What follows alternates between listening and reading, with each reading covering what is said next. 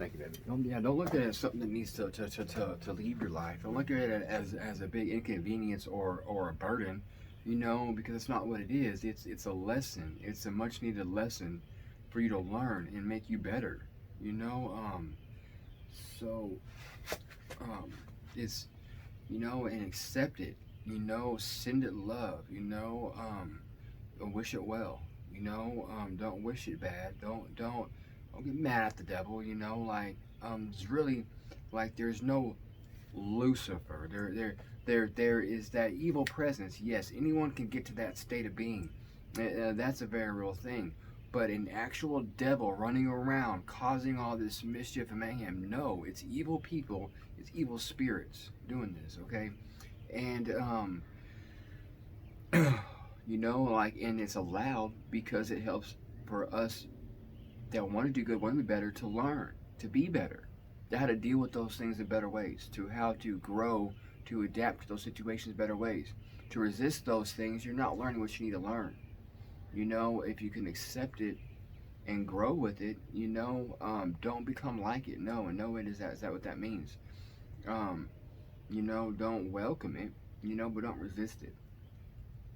See it for what it is, and then learn a lesson from it, and you'll see how quickly it will go away from you, for sure, for sure, for sure.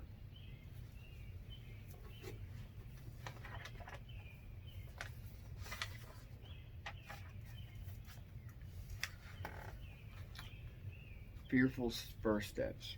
We live by faith, not by sight. 2 Corinthians 5:7. Inward, the problem most of us encounter in this life of faith is that we must base our decisions, our futures, our families, our jobs, our everything, in fact, our realities we cannot see.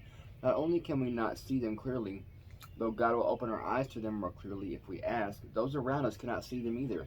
That's where the misunderstandings, the rejection, and even the ridicule come in. When we live by faith, we are at first uncertain of where we're going. We can't see very far in front of us, and our family members and friends are watching. While we're barely understanding our next steps, they can't understand them at all. The principles of this world are all based on sight. Our human culture lacks tangible evidence. It has learned to thrive on the limitations we've been given. But start bucking those limitations to see how quickly your peers back off. When you refuse to live by sight, you refuse to play the games of this world. You reject its most foundational beliefs. Religion is only speculative. We've been told our world doesn't mind us believing whatever we want, as long as we don't base our lives on the unseen. But when the eyes of faith are open to the greater reality of God's kingdom, the label of unstable or even crazy comes quickly. Or even crazy comes quickly.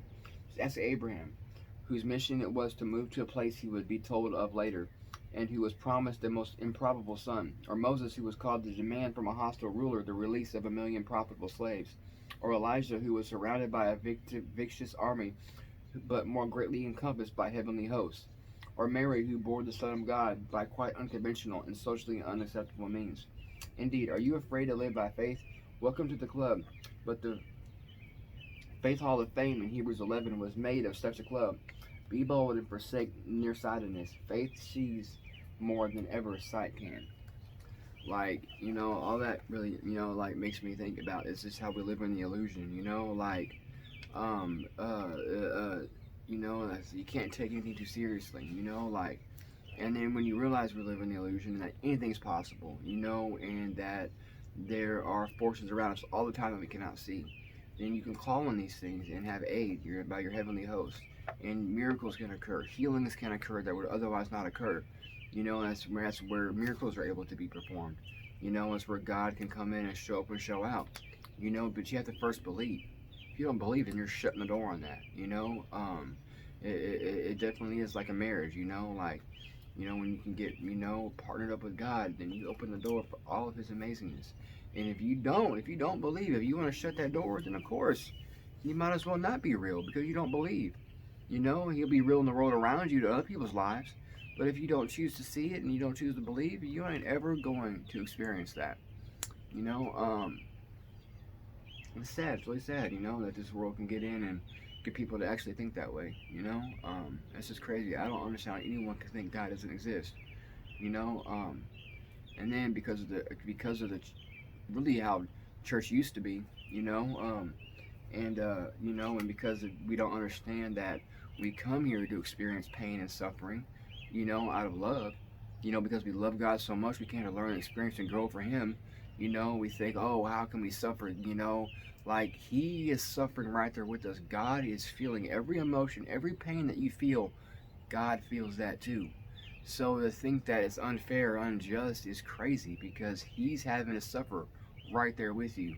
You know, and you know, and then you know when you pass on and leave this world, then you realize, whoa, you know, like it really wasn't that bad. Like this is amazing. I'm in such a beautiful place. Like it was all worth it.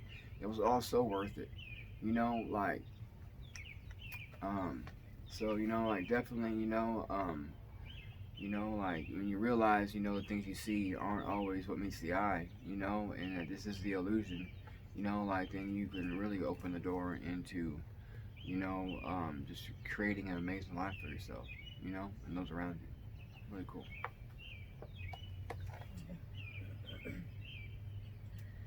God is Son, thank you so much for being here with us and helping us stay strong and guiding us down the right path. I just ask you to stay with the weak ones and even with the strong ones. In Jesus' name, I pray. Amen. Amen. Amen.